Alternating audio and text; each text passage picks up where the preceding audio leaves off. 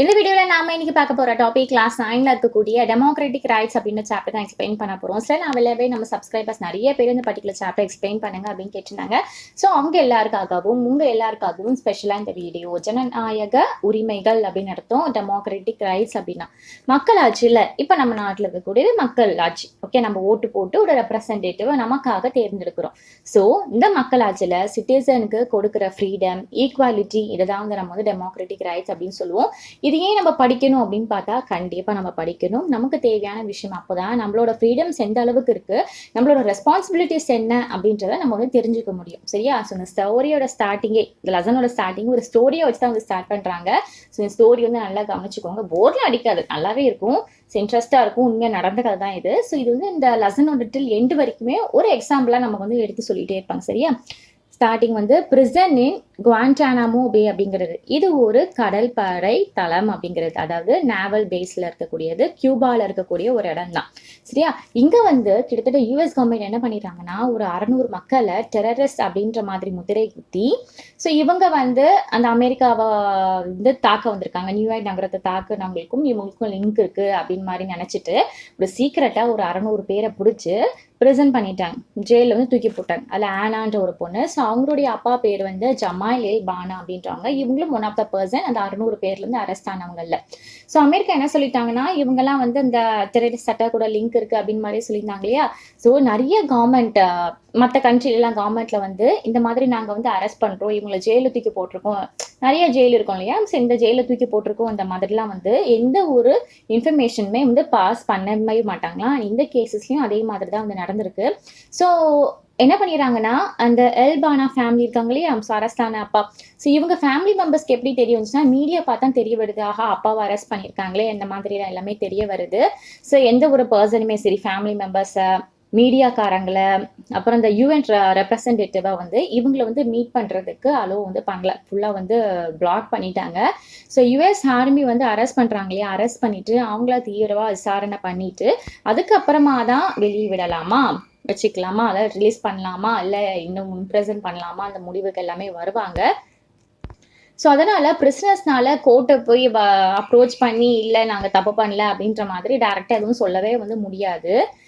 Amnesty international அப்படின்றது, so இது என்னது அப்படின்னு பார்த்தா ஒரு இன்டர்நேஷனல் ஹியூமன் ரைட்ஸ் ஆர்கனைசேஷன் அப்படின்றது. ஸோ இவங்க நிறைய இன்ஃபர்மேஷன்ஸ் எல்லாம் அந்த பிரிசனர் பற்றி இன்ஃபர்மேஷன்ஸ் எல்லாம் கலெக்ட் பண்ணி அவளோட கண்டிஷன்ஸ் எல்லாமே என்ன பண்ணுறாங்கன்னா ஒரு ரிப்போர்ட் பண்ணுறாங்க. அந்த பிரிசனர்ஸ் எல்லாமே, அந்த கைதிகளாக போனாங்க இல்லையா, அவங்கெல்லாம் பயங்கரமாக வந்து டார்ச்சர் அனுபவிக்கிறாங்க. ஸோ லாக் மீறி நிறைய விஷயங்கள் வந்து வயலேட் ஆகி நடந்துட்டு இருக்கு, இந்த மாதிரிலாம் வந்து சொன்னாங்க. ஸோ அங்கே இருக்கக்கூடிய கைதிகளுமே இதெல்லாம் வந்து எதிர்த்து போராடினாங்க. ஆனால் அவங்களோட போராட்டம் எப்படி இருக்கும், ஏன்னா அவங்களே வந்து ஜெயிலில் கைதிகளாக இருக்காங்க. ஸோ அவங்களோட போராட்டம் எப்படி இருக்கு அப்படின்னு பார்த்தா நாங்கள் வந்து சாப்பிட மாட்டோம், நான் வந்து ஹங்கர் ஸ்ட்ரைக் சொல்லுவாங்க இல்லையா, உண்ணாவிரதம் இருக்க போகிறோம், இந்த மாதிரிலாம் வந்து சொன்னாங்க. அதுக்கப்புறமா வந்து செய்யவும் செஞ்சாங்க. ஸோ உண்ணாவிரதம் வந்தாங்க, பட் எந்த ஒரு யூஸ்ஃபுல்லாக எதுவுமே வந்து நடக்கலை. ஸோ ஒரு சில பிரிசனர்ஸ்லாம் வந்து தப்பு இல்லை அப்படின்னு தெரிஞ்சுமே அவங்கள வந்து வெளியே விடாமல் இன்னும் டார்ச்சர் வந்து பண்ணிகிட்டே இருந்தாங்களாம். அதனால் வந்து யூஎன் செக்ரட்டரி ஜெனரல் என்ன சொன்னாங்க அப்படின்னா குவான்டாமோ பேயில் இருக்கக்கூடிய அந்த பிரிசன் வந்து க்ளோஸ் பண்ணணும் அப்படின்ற மாதிரி. பட் இந்த ஒரு இதுவை வந்து இல்லை பண்ணணும்னு சொல்லியிருந்தாங்க இல்லையா? ஸோ இந்த ஒரு இதை வந்து யூஎஸ் கவர்மெண்ட் வந்து ரெஃப்யூஸ் பண்ணிட்டாங்க. இந்த ஒரு வேண்டுகோளை இல்லை எங்களெல்லாம் பண்ண முடியாது இந்த மாதிரிலாம் வந்து சொல்லிட்டாங்க. ஓகே, இப்போ வந்து இதை பார்த்துக்கோ. ஓகேவா? இப்போ இதே மாதிரி இன்னொரு வகையான ஊரில் வந்து பார்க்கலாம், citizen rights in Saudi Arabia. So இங்கே வந்து முழுக்க இது வந்து மக்களாட்சி கிடையாது, முழுக்க ஒரு மன்னர் ஆட்சி தான். ஒரு ராஜாக்கு கீழே தான் இந்த ஃபுல் கண்ட்ரியுமே வந்து இயங்கும். ஸோ பீப்புளுக்கு இந்த இடத்துல ஓட் பண்ணுறதுக்கு, அந்த எலெக்ஷன் பண்ணுறதுக்கு, ஏதாவது ரூல்ஸ்னால் சேஞ்ச் பண்ணுறதுக்கு, அதுக்கு எடுத்து சொல்கிறதுக்கு கூட உரிமைகள் அப்படின்ற மாதிரி கிடையாது. ஸோ அங்கே இருக்கக்கூடிய ராஜா தான் லெஜிஸ்லேட்டரும் எக்ஸிக்யூட்டிவும் வந்து செலக்ட் பண்ணுவாங்க. ஸோ இவங்க தான் ஜட்ஜுமே வந்து அப்பாயிண்ட் பண்ணுவாங்க. ஏதாவது டிசிஷன் எடுக்கிறதா இருந்தால் இப்போ தான் வந்து எடுப்பாங்க. அதை இம்ப்ளிமெண்ட் பண்ணுறது வேணா ஜட்ஜாக வந்து இருப்பாங்க. சரியா? ஸோ சிட்டிசன் வந்து எந்த ஒரு பொலிட்டிக்கல் பார்ட்டிஸையோ பொலிட்டிக்கல் ஆர்கனைசேஷனோ வந்து ஃபார்ம் பண்ணக்கூடாது. வேறு ஏதாவது மீடியா கூட இந்த ஒரு மொனாக் இவங்களோட அந்த மேலிடம் இருக்கு இல்லையா, இவங்களோட தலையீடு இல்லாமல் எந்த ஒரு ரிப்போர்ட்டையும் வெளியே வந்து சொல்லக்கூடாது. ஸோ ரிலீஜன் ஃப்ரீடம் அப்படிங்கிறது கிடையாது, எல்லாருமே வந்து முஸ்லீமாக தான் இருக்கணும் அந்த மாதிரி வந்து சொல்லிடுவாங்க. இப்போ நான் முஸ்லீம் ரெசிடென்ட்ஸ் இருப்பாங்க இல்லையா, மேபி அவங்க வேணா ப்ரைவேட்டாக அவங்க வந்து ரிலிஜன் ஃபாலோ பண்ணிக்கலாமே தவிர அவங்க பப்ளிக்கில் அவங்கள ரிலிஜன் வந்து கொண்டு வரக்கூடாது. ஸோ விமென்ஸ்க்கு நிறைய ரிஸ்ட்ரிக்ஷன் வந்து இருந்துச்சு. விமென்ஸ் வந்து நிறைய அந்த பப்ளிக் பிளேசஸ் பிளேசஸ்லாம் போகக்கூடாது, இந்த மாதிரி சட்டங்கள் எல்லாமே வந்து இருந்தது. அப்புறம் சட்ட அமைப்பு வந்து விமென்ஸை விட மென்ஸுக்கு வந்து அதிகமாக இருந்துச்சு. சாட்சி வந்து மதிப்பீடு வந்து செஞ்சாங்க அப்படின்னு சொல்லலாம். இது இது வந்து சவுதி அரேபியாவில் இருக்கக்கூடிய ஒரு இது. ஸோ இது வந்து சவுதி அரேபியாவில் மட்டும்தான் இது மாதிரி விஷயங்கள்லாம் இருக்கா, சட்டங்கள் எல்லாமே இருக்கா அப்படின்னு பார்த்தா கிடையாது. இதே மாதிரி மன்னர் ஆட்சியில் நிறைய கண்ட்ரியில் வந்து ஃபாலோ பண்ணிட்டு தான் இருக்காங்க. நம்ம நெக்ஸ்ட் ஒரு இது பார்க்கலாம், சரியா?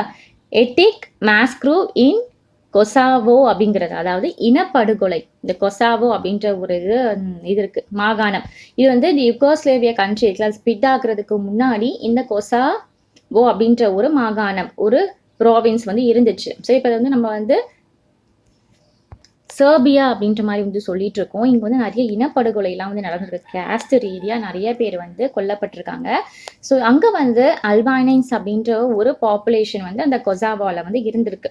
ஸோ இது ஒரு மைனர் கொஞ்சமாக இருக்கக்கூடிய ஒரு இதுன்னு பார்த்துக்கோங்க, ஓகே? அண்ட் மற்ற இடத்துலலாம் இந்த யூகோஸ்லாவியாவில் மற்ற இடத்துல எல்லாமே சர்ப்ஸ் அப்படின்ற ஒரு இனம் வந்து அதிகமாக வந்து இருந்துச்சான். ஸோ அந்த இன மக்கள் வந்து அதிகமாக வந்து இருந்திருக்காங்க.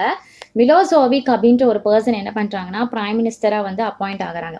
ஸோ அப்பாயிண்ட் ஆனதுமே இவர் என்ன நினைக்கிறாங்கன்னா, சர்ப்ஸ் இந்த மக்கள் இருக்காங்க இல்லையா, இவங்க தான் வந்து கண்ட்ரியை டாமினேட் பண்ணணும், ஆதிக்கம் வந்து செலுத்தணும்.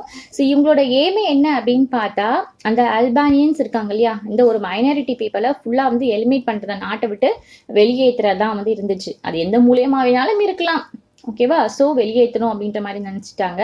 ஸோ அதனால இந்த தௌசண்ட்ஸ் ஆஃப் அல்பேனியன்ஸ் வந்து இனப்படுகொலை பண்ணாங்க. யாரோட ஆட்சியில்? மிலோசோவிக்கோட ஆட்சியில் வந்து இனப்படுகொலை வந்து பண்ணாங்களாம்.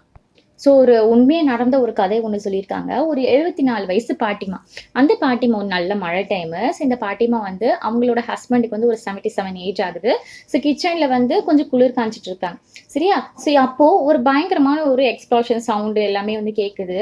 ஸோ அப்போ தான் அவங்களுக்கு வந்து ரிலேஸ் பண்ணுறாங்க, தெரிய வருது என்னென்னா, இந்த சர்பேரியன் ட்ரூப் வந்து ஆல்ரெடி வந்து டவுனுக்குள்ளே வந்துட்டாங்க, ஏதோ அட்டாக்லாம் நடக்குதுன்ற மாதிரி. ஸோ இந்த பாட்டிமா என்னடா நடக்குதுன்னு தெரியறதுக்கு முன்னாடியே ஒரு 5-6 சோல்ஜர்ஸ் வந்து இந்த பாட்டிமாவோட கதவை வேகமாக உடைச்சு உள்ளே வந்துட்டு பயங்கரமாக இது பண்ணுறாங்க, டிமாண்ட் வைக்கிறாங்க, உங்களோட குழந்தைங்க எங்க, இந்த மாதிரிலாம் வந்து சொல்கிறாங்க. ஸோ என்ன நடக்குது தெரியறதுக்கு முன்னாடி, ஒரு பேச்சுவார்த்தை ஆரம்பிக்கிறதுக்கு முன்னாடி இந்த மாதிரி இன்சிடென்ட் எல்லாமே நடக்குது. ஸோ அங்கே இருக்கக்கூடிய அந்த சோல்ஜர்ஸ்லாம் என்ன பண்ணுறாங்கன்னா, அந்த தாத்தாவோட இருக்காங்க இல்லையா, அந்த தாத்தாவோட மார்பிலேயே வந்து 3 தடவை சுட்டுறாங்களாம், அதாவது ஒய்ஃபோட கண்ணு முன்னாடி. அப்போ அவங்களுக்கு எப்படி இருக்கும்னு பாருங்களேன்.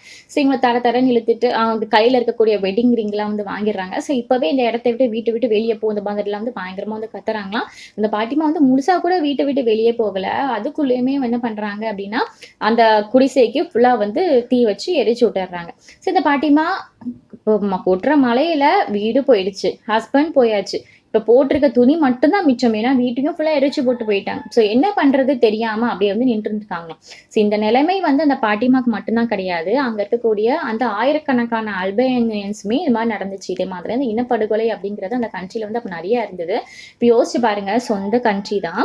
ஸோ அந்த சொந்த கண்ட்ரிலேயே ஆர்மி நடத்துகிற இந்த இனப்படுகொலை எப்படி இருந்திருக்கும் இல்லையா? அதுவும் பவர் வந்து யாருக்கிட்ட இருக்கு, சொந்த விருப்பு காமிக்க கூடாது. பட் இவர் என்ன பண்ணிட்டாரு அப்படிங்கும்போது விருப்பு காமிச்சு இவங்களெல்லாம் இது பண்றாங்க, இன்னைக்கு இந்த கேஸ்ட் எல்லாம் பிடிக்கல அப்படின்ட்டுன்னு கொள்றக்கூடிய உரிமை கிடையாது. பட் இதெல்லாமே வந்து நடந்திருக்கு. ஃபைனலா நிறைய கண்ட்ரிஸ் எல்லாம் இன்டரப்ட் பண்ணி இந்த இனப்படுகொலையை ஸ்டாப் வந்து பண்ணிட்டாங்களாம். அப்போ மிலோசோவிக் பண்ண தப்பு தானே, இவங்களோட பவர் அப்படிங்கிறது பறிக்கப்படுது. அதுக்கப்புறமா இவங்களை வந்து அந்த இன்டர்நேஷனல் கோர்ட் ஆஃப் ஜஸ்டிஸ் வந்து அனுப்புறாங்க. ஸோ ஹியூமானிட்டி பேசிஸ்ல இவங்க வந்து கைது பண்றாங்க. ஸோ லெசன்ல இல்லாத ஒரு விஷயம் என்ன அப்படின்னா, அதுக்கப்புறம் ஒரு நாள் கழிச்சு 2006 சம்திங் நினைக்கிறேன், நான் வந்து கூகுள் பண்ணி பார்க்குறேன், மேபி கரெக்ட்னு நான் வந்து போடுறேன், தப்புனா மேலே வந்து பிக்சர்ல இருந்து போட்டுறேன்.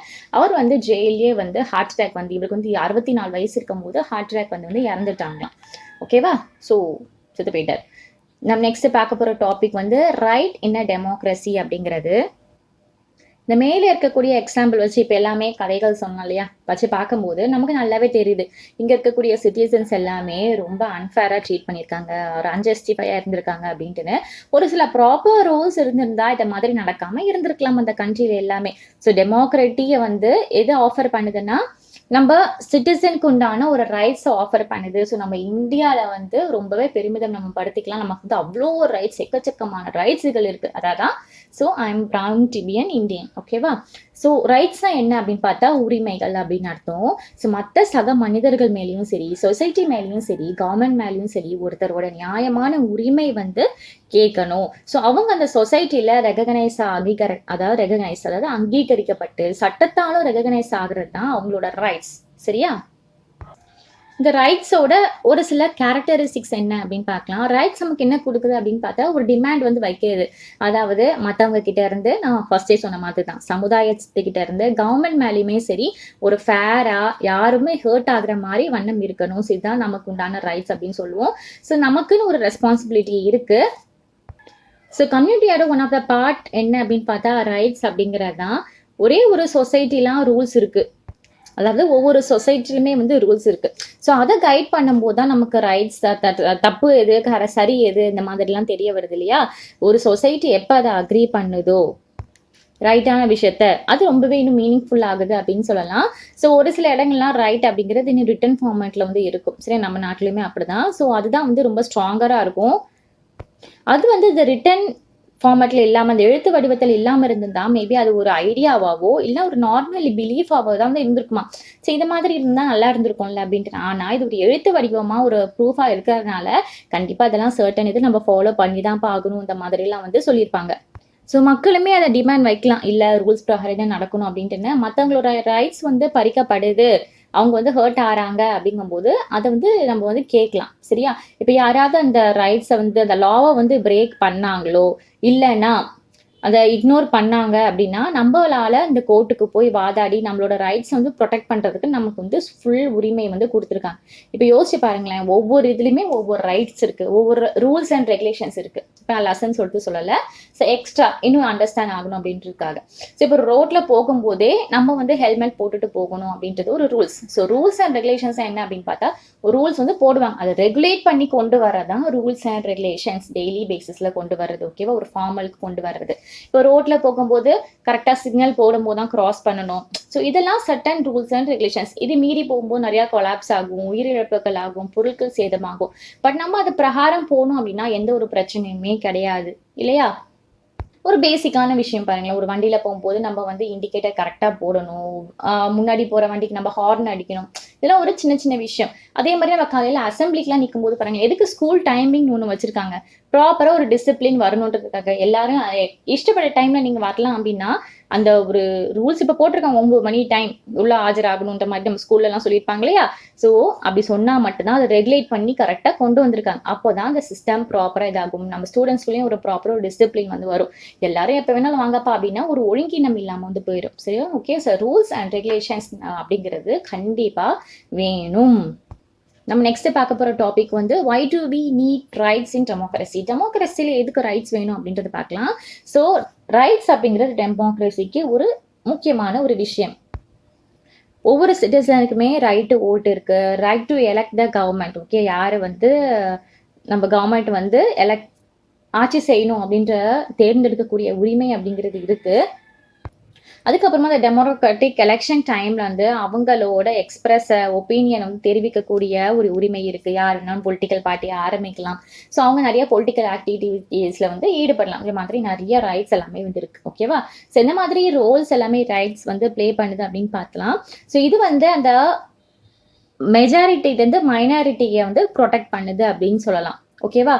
இது வந்து ஒரு உறுதி கொடுக்குது. என்னன்னா மெஜாரிட்டி வந்து அவங்களோட விருப்பம்னால எதுவும் செய்ய முடியாது, எல்லாருமே ஈக்குவல் தான்ப்பா, எல்லாமே செய்யலாம் எல்லாருமே அப்படின்ற மாதிரி ஒரு உறுதியை வந்து கொடுக்குது. இப்போ ஒரு சில பர்சன்ஸ் வந்து அவங்களோட ரைட்ஸை வந்து இது பண்ணிட்டாங்க அப்படிங்கும்போது, பறிக்கப்படுது மற்றவங்களால அப்படிங்கும்போது கவர்மெண்ட் வந்து ப்ரொடெக்ட் பண்ணலாம் பாதிக்கப்பட்ட பர்சனுக்கு வந்து எதிராக. நிறைய டெமோக்ராட்டிக்ஸ்ல வந்து இந்த ரைட்ஸ் ஆஃப் சிட்டிசன் அப்படிங்கிறது என்ன மாதிரிலாம் சிட்டிசனுக்கு வந்து உரிமை இருக்கு அப்படிங்கிறதுல ஒரு எழுத்து வடிவத்துல தான் இருக்கும். அதுக்கு தான் நம்ம வந்து கான்ஸ்டியூஷன் அப்படின்னு வந்து சொல்லுவோம். நம்ம நெக்ஸ்ட் பார்க்க போற டாபிக் வந்து rights in the Indian constitutions அப்படிங்கிறது. பார்த்தோம் இல்லையா, நம்ம இந்தியாவில் வந்து ரைட்ஸ் எல்லாமே ஒரு கான்ஸ்டியூஷனாக ஒரு எழுத்து வடிவமாக இருக்குது அப்படின்னு பார்த்தோம் இல்லையா. ஸோ ஒரு சில ரைட்ஸ் எல்லாமே வந்து ஃபண்டமெண்டல் ரைட்ஸ், நம்ம லைஃபுக்கு தேவையான ஒரு பேசிக் ரைட்ஸ் எல்லாமே இருக்கும். அதான் ஃபண்டமெண்டல் ரைட்ஸ் அப்படின்னு சொல்லுவோம்.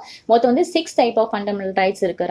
Right to equality, right to freedom, right against exploitation, rights to freedom of region, culture and educational rights, rights in constitutional assembly அப்படிங்கிறது. ஸோ நம்ம ஒவ்வொன்றா பார்க்குறோம். ஸோ அதோட லெசன் வந்து முடிச்சிடும். சரியா? ஸோ ரைட்ஸ் டு ஈக்குவாலிட்டி என்ன அப்படின்னு பார்ப்போம். கான்ஸ்டியூஷன் என்ன சொல்லுது?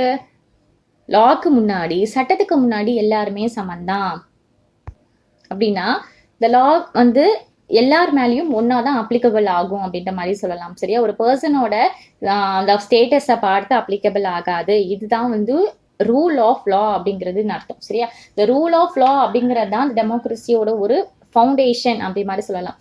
ஸோ எந்த ஒரு பர்சனுமே லாக்கு மேலே அப்படிங்கிறது கிடையாது. பொலிட்டிக்கல் லீடர் அவங்களாவும் இருக்கலாம், கவர்மெண்ட் ஆஃபீஷியல்ஸாகவும் இருக்கலாம், ஆர்டினரி சிட்டிசனாகவும் இருக்கலாம், எல்லாருமே சட்டத்துக்கு முன்னாடி சமம் தான் அந்த மாதிரி வந்து சொல்கிறாங்க.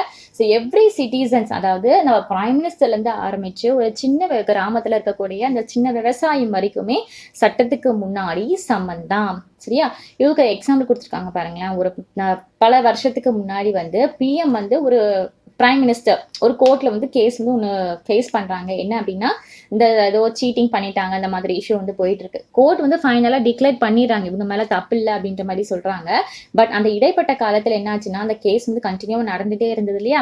ஸோ அப்போ வந்து அந்த கோர்ட்டுக்கு நிறைய எவிடன்ஸோட ஃபைல் பேப்பரோட இந்த ஒரு நார்மல் சிட்டிசன் மாதிரி பிஎம் வந்து ஃபுல்லாக வந்து ஆஜராயிருக்காங்க. ஏன்னா சட்டத்துக்கு முன்னாடி எல்லாருமே சமந்தான் அந்த மாதிரிக்காக. So okay.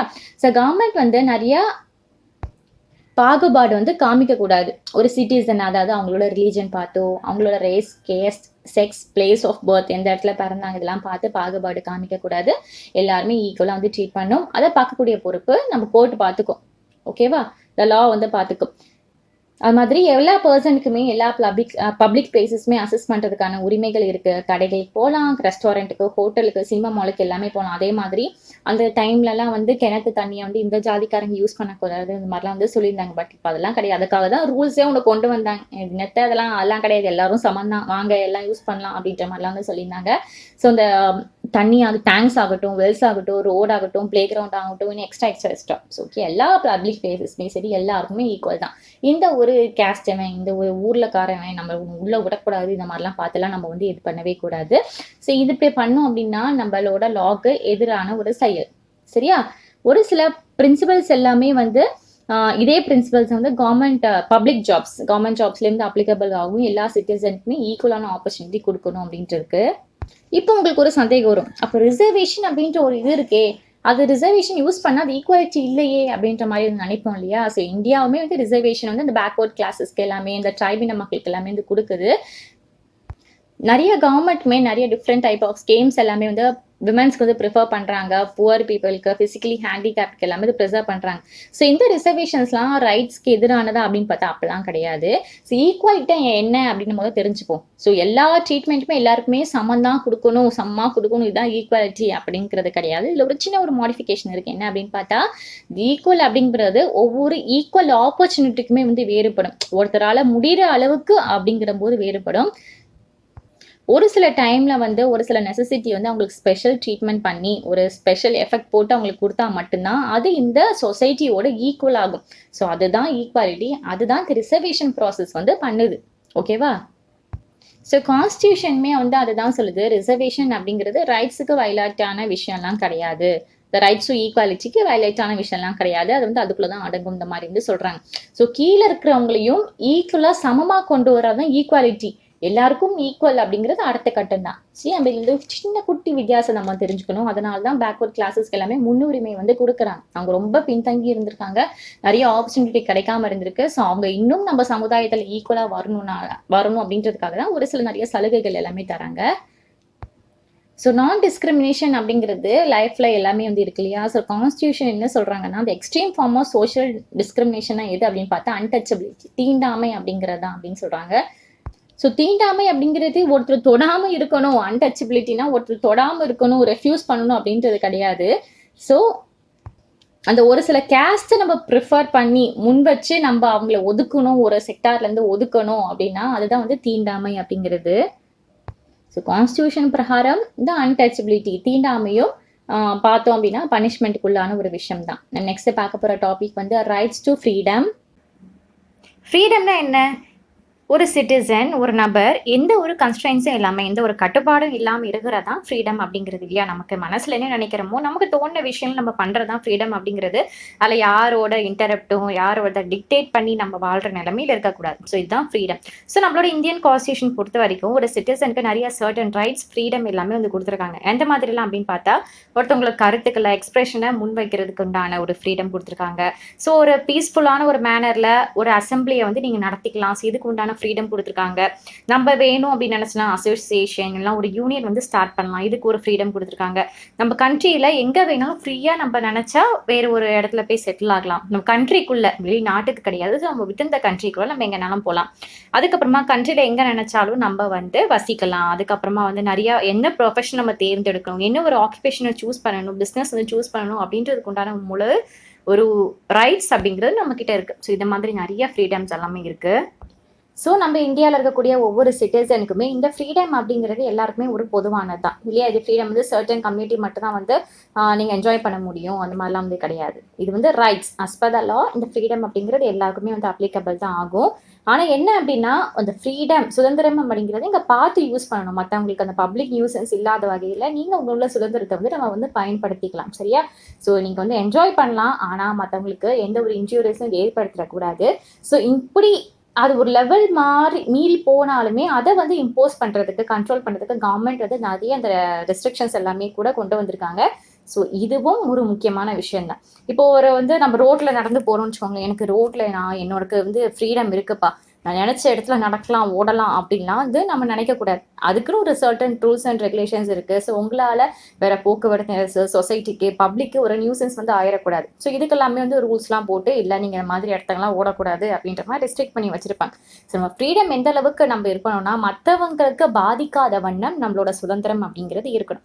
இப்போ நிறைய ஃப்ரீடம் பார்த்தோம் இல்லையா? அதை ஒவ்வொன்றும் கொஞ்சம் நீங்கள் எலாபரேட் பண்ணி வந்து பார்த்தலாம். முதல்ல வந்து என்ன பார்த்தோம்? Freedom of speech and expression அப்படிங்கிறது ஒரு ஐடியாவை, ஒரு பர்சனாலிட்டி நம்ம டெவலப் பண்ணணும் அப்படின்னா ஃப்ரீயாக கம்யூனிகேட் பண்ணால் தான் டெவலப் பண்ண முடியும். இப்போ 100 பேர் வந்து ஒரு விஷயத்த வந்து சொல்கிறாங்க, ஒரே மாதிரி யோசிக்கிறாங்க அப்படிங்கும்போது அந்த இடத்துல உங்களுக்கு பேர் ஒன்று படுது. பட் அது நீங்கள் சொல்லணும். அதுக்கு சொல்கிறதுக்கு உங்களுக்கு ஒரு ஃப்ரீடம் இருக்கு இல்லையா? ஸோ அதுதான் ஒரு உண்மையான ஃப்ரீடம் அப்படின்னு சொல்கிறது. இல்லை இல்லை, எல்லாருமே சொல்கிறாங்களே, அதுக்கு நீ வந்து கருத்துக்கு வந்து முன்மொழிஞ்சு தான் ஆகணும், அக்செப்ட் பண்ணி தான் ஆகணும் அப்படிங்கும்போது ஃப்ரீடம் அந்த இடத்துல வந்து தடைப்படுது. சுதந்திரம் அந்த அப்படின்றது கிடையாது. ஸோ நம்ம கான்ஸ்டியூஷன் பொறுத்த வரைக்கும் இதுக்கு உண்டான சுதந்திரம் அப்படிங்கிறது நிறையவே வந்து கொடுத்துருக்காங்க. இப்போ கவர்மெண்ட்ல வந்து ஏதோ ஒரு பாலிசி வந்து இன்ட்ரடியூஸ் பண்ணுறாங்க அப்படிங்கும்போது உங்களுக்கு ஏதாவது அது பிடிக்கல அப்படிங்கும்போது நீங்கள் ஸ்ட்ராங்காக வந்து கிரிட்டிசைஸ் பண்ணலாம். இந்த மாதிரி எனக்கு பிடிக்கல கவர்மெண்ட் செய்கிற விஷயம் அப்படிங்கிறத ஸ்ட்ராங்காக வந்து கிரிட்டிசைஸ் பண்ணலாம். உங்களுடைய கருத்துக்களை வந்து நீங்கள் பேம்ப்ளெட் மூலியமாவோ, மேகசின்ஸ் மூலியமாவோ, நியூஸ் பேப்பர் மூலியமாவோ தெரிய வைக்கக்கூடிய சுதந்திரம் அப்படிங்கிறது நிறையா இருக்குது. இதெல்லாம் ஒன் ஆஃப் த ரைட்ஸில் கொண்டு வந்து வந்துடுது. சரியா?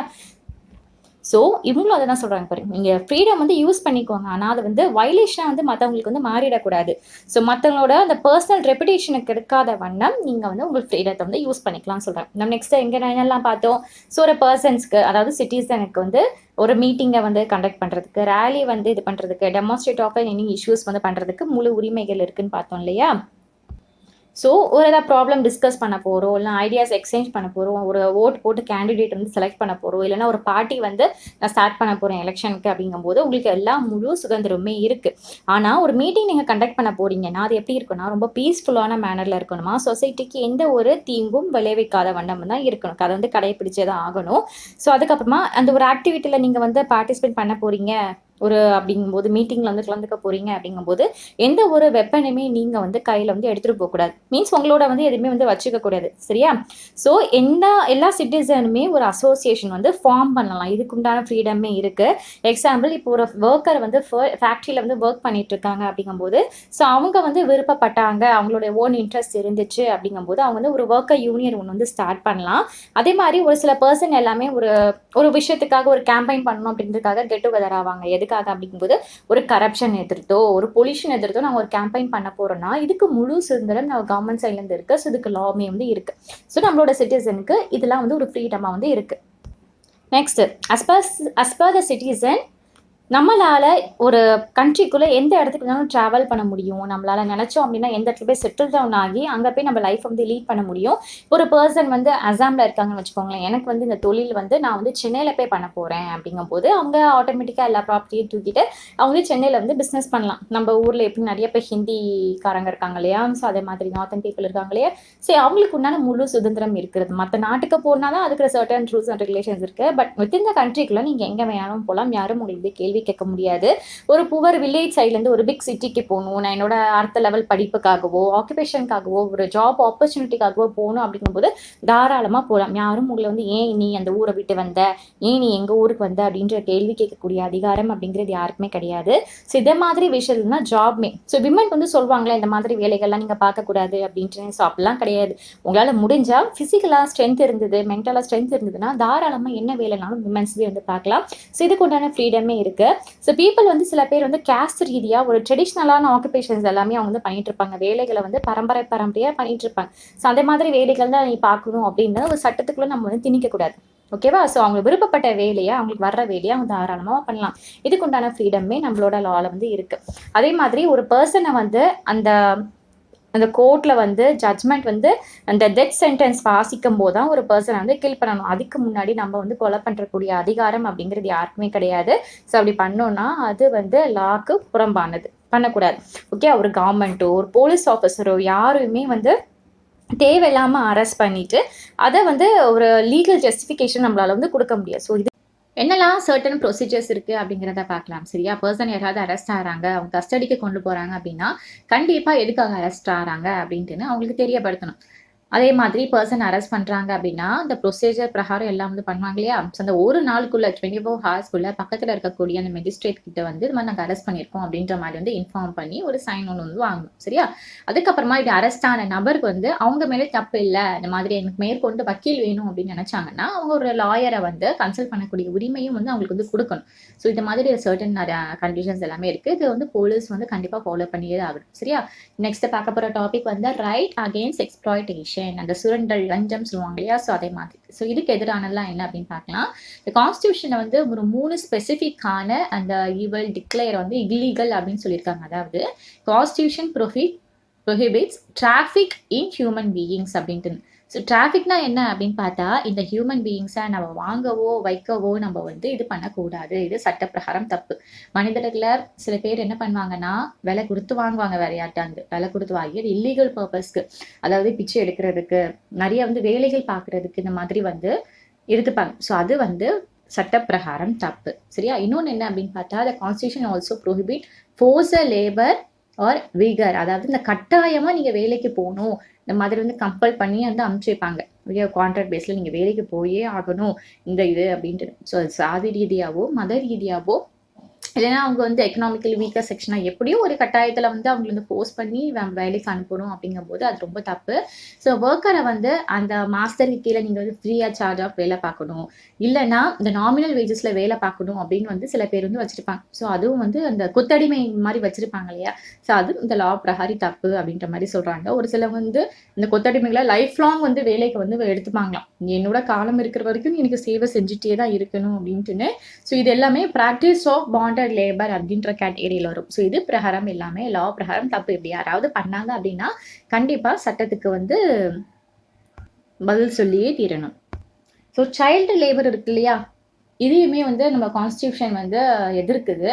ஸோ யாராவது குழந்தைகளை வந்து 14 வயசுக்கு கீழே உட்பட்ட குழந்தைகளை வேலைக்கு அனுப்புனாங்க, ஃபேக்ட்ரிக்கு, மைலுக்கு, ரயில்வேக்கு, அதுக்கப்புறமா போர்ட்ஸுக்கு, இதை மாதிரிலாம் ஏதாவது கூலி வேலைக்குலாம் அனுப்பிச்சாங்க அப்படிங்கும்போது பொதுவாகவே 14 வயசு கீழே இருக்க பிள்ளைங்களை வேலைக்கு அனுப்பக்கூடாது. அப்படி வேலைக்கு அனுப்பிச்சாங்க அப்படின்னா இதுவும் சட்டப்படியே தப்பு தான். அதாவது இந்த சில பேர் வந்து பீடி மேக்கிங்க்கு, அதுக்கப்புறம் ஃபயர் கிராக்கர் இடத்துல அந்த மேட்சஸ், பிரிண்டிங், டையிங் இந்த மாதிரிலாம் இது பண்ணுவாங்க. ஸோ இதெல்லாம் வந்து அனுப்பக்கூடாது. 14 வயசுக்கு மேலே பட்ட குழந்தைங்கன்னா நம்ம வந்து தாராளமாக அனுப்பலாம். சரியா?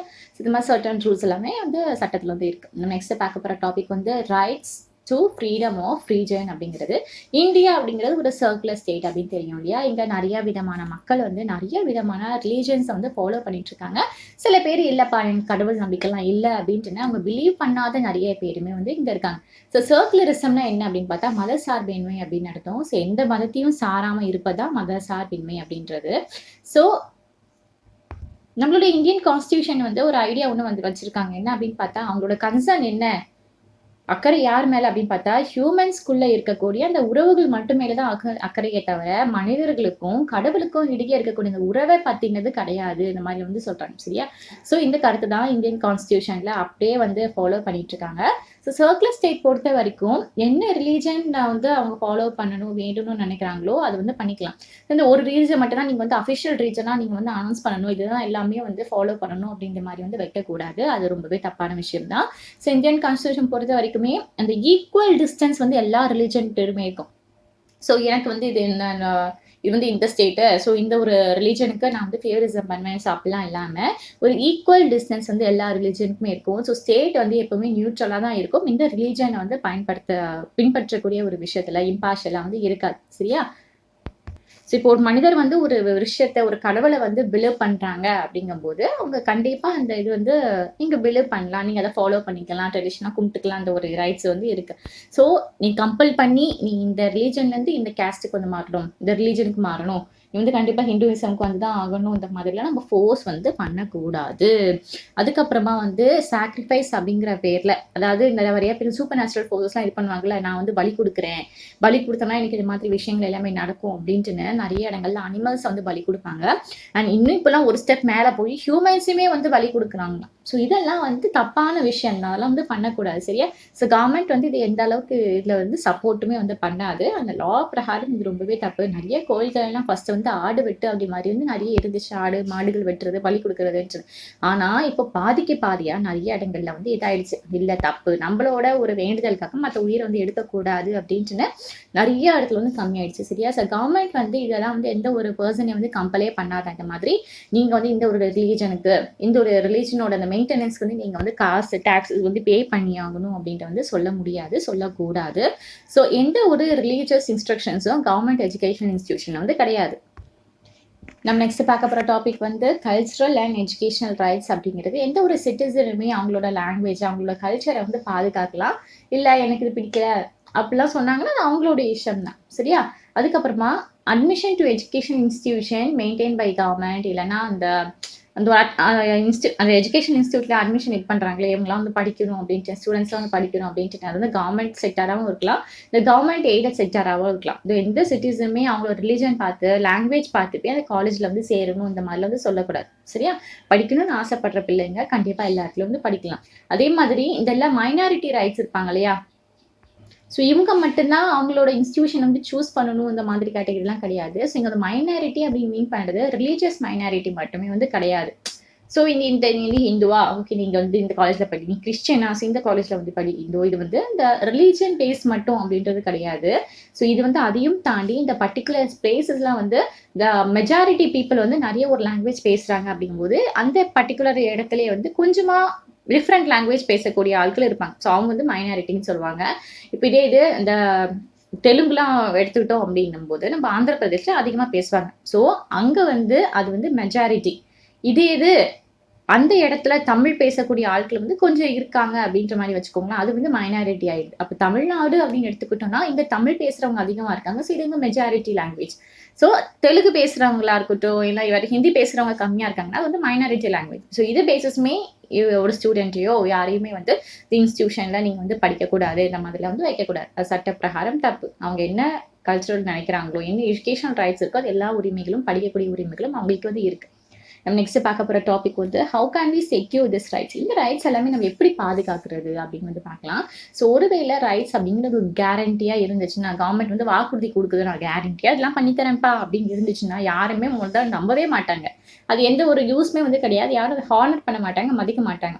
இந்த ஃபண்டமெண்டல் ரைட்ஸ் இம்பார்ட்டன்ட். ஏன் அப்படின்னு பார்த்தா இது வந்து ஒரு என்ஃபோர்ஸபிளாக இருக்குது, ஒரு செயல்படுத்தக்கூடியதாக இருக்குது, எல்லாராலையும் ஒரு ஒத்துக்கக்கூடியதாக இருக்குது. கேரண்டியும் தாண்டி ஆமாம் இதுதான் லா, இதுதான் சட்டம் அப்படின்னு சொல்லி ஒரு என்ஃபோர்ஸபிளா இருக்கிறதுனால தான் இதுவே ரொம்ப இம்பார்ட்டன்ட் அப்படின்னு சொல்றாங்க. ஸோ இந்த மாதிரி ரைட்ஸ் எல்லாமே நம்ம வந்து நாடி சொல்றோம் இல்லையா, வேணும் அப்படின்ட்டு. ஸோ இது எல்லாமே தான் ரைட்ஸ் டு கான்ஸ்டியூஷனல் ரெமெடிஸ், அதாவது இந்த ஃபண்டமெண்டல் ரைட்ஸ் அப்படின்னு சொல்லுவோம். ஸோ இந்த ரைட் தான் வந்து மற்ற எல்லா ரைட்டுமே வந்து ஒரு எஃபெக்டிவா இதாக வந்து வைக்குது. சரி, ஓகேவா? ஏன்னா, இப்ப யாராவது ஒரு சிட்டிசன் வந்து ஒரு வயலேட் பண்றாங்க, இன்னொரு ஒரு சக மனிதர்கள் மேலயோ, ஒரு பிரைவேட் பாடி மேலயோ, இது கவர்ன்மெண்ட் மேலயோ சட்டப்படி இது வந்து என்ன ரூல்ஸோ அது பிரகாரம் நடக்கும். ஸோ, ஒரு பாசிபிளா வந்து இருக்கு. சரியா? அதையும் மீறி அந்த மனிதர்கள் வந்து நம்ம வந்து வயலேட் பண்றாங்க அப்படின்னா, அந்த பாதிக்கப்பட்ட நபர்கள் வந்து கோர்ட்டுக்கு வந்து போகலாம். ஸோ, இதே மாதிரி நெறைய விஷயங்கள் இருக்கு.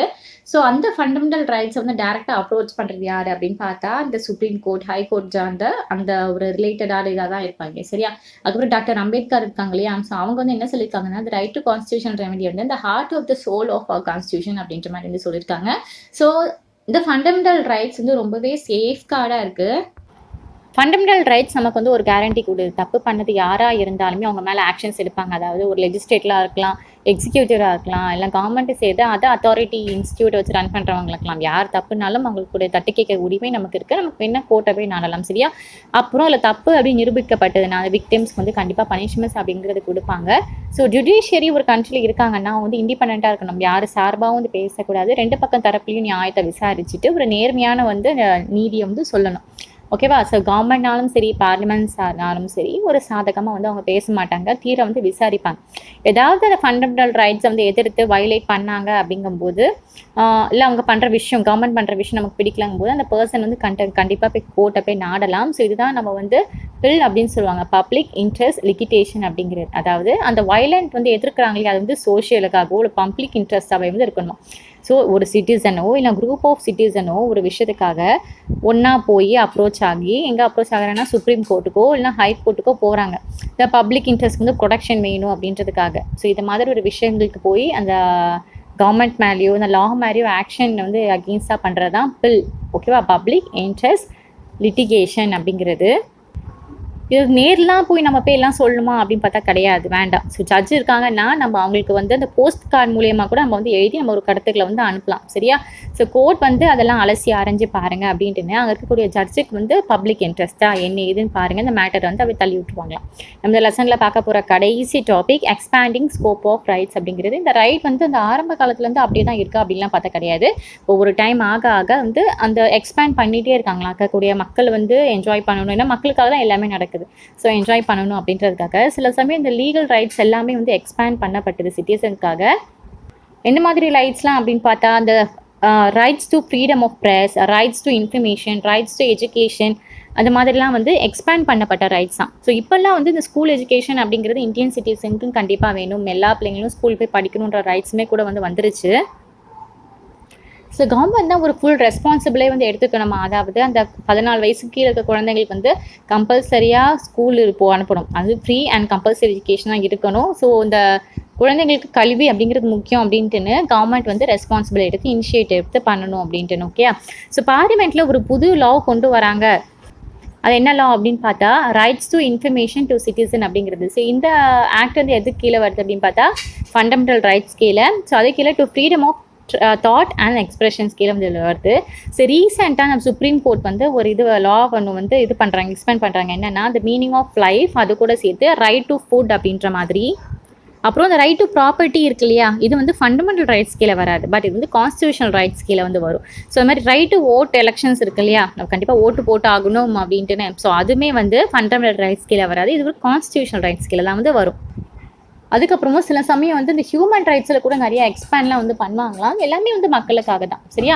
அப்புறம் இந்த சவுத் ஆஃப்ரிக்காவில் வந்து ஒரு சில அந்த கான்ஸ்டியூஷன்ஸ் எல்லாமே வந்து நிறைய புது புது ரைட்ஸ்லாம் கொண்டு வந்திருக்காங்க. அதில் முதல்ல பார்க்க போது என்னன்னு பார்த்தா ரைட் டு ப்ரைவசி அப்படிங்கிறது. ஸோ எந்த ஒரு சிட்டிசன் ஆனாலுமே அவங்களுடைய பர்சனல் ஃபோனை வந்து அவங்களுக்கு தெரியாமல் ஹேக் பண்ணுறது, அதை பார்க்குறது, உள்ளே இருக்கக்கூடிய இன்ஃபர்மேஷன்ஸ் கம்யூனிகேஷன்ஸ் எல்லாமே ஓப்பன் பண்ணி நோன்றது இதெல்லாம் வந்து தப்பான விஷயம். ஸோ இது மீறி யாராவது பண்ணாங்க அப்படின்னா அந்த ஒரு பர்டிகுலர் சிட்டிசன் வந்து கோர்ட்டை வந்து நாடலாம். சரியா? நெக்ஸ்ட்டு வந்து ரைட் டு என்விரான்மெண்ட் அப்படிங்கிறது. ஸோ என்விரான்மெண்ட்டுக்கு ஏதாவது ஒரு தீங்கு உண்டாகிற மாதிரி யாராவது நடந்துக்கிட்டாங்க அப்படிங்கும்போது கண்டிப்பாக அவங்களுக்கு வந்து தண்டனைக்கு உட்பட்டாங்கன்னு சொல்லலாம். நெக்ஸ்ட் வந்து right to have the health care services, sufficient food, water. So இது எல்லாமே இப்போ இது யாராவது இதெல்லாம் அந்த ஹெல்த் கேர் சர்வீசஸ்லாம் ஒரு மெடிக்கல் ட்ரீட்மெண்ட்டுக்கு போகிறோம், ஒரு எமர்ஜென்சிக்கு ஹாஸ்பிட்டலில் போகிறோம் அப்படிங்கும்போது அதை வந்து தட்டி கழிக்கிறாங்க அப்படிங்கும்போது அதெல்லாம் வந்து தப்பான விஷயம். ஸோ இதெல்லாம் வந்து அந்த ரைட்ஸ் கீழே வந்து வந்துடும். கண்டிப்பாக அவங்க வந்து அந்த எமர்ஜென்சி மெடிக்கல் இதெல்லாம் வந்து கொடுத்து தான் வந்து ஆகணும். ஸோ இதோட இந்த லெசன் வந்து முடிஞ்சது எக்ஸ்ப்ளனேஷன். உங்களுக்கு வேறு ஏதாவது லெசன் வேணும் அப்படின்னா மறக்காமல் கமெண்ட் செக்ஷனில் கமெண்ட் போடுங்க. நான் சொன்ன விதம் புரிஞ்சுதுன்னா வீடியோக்கு ஒரு லைக் போட்டுட்டு உங்கள் ஃப்ரெண்ட்ஸோட வாட்ஸ்அப் குரூப் எல்லாமே ஷேர் பண்ணி விடுங்க. கண்டிப்பாக உங்களுக்கு வந்து யூஸ்ஃபுல்லாக இருக்கும். தேங்க்யூ.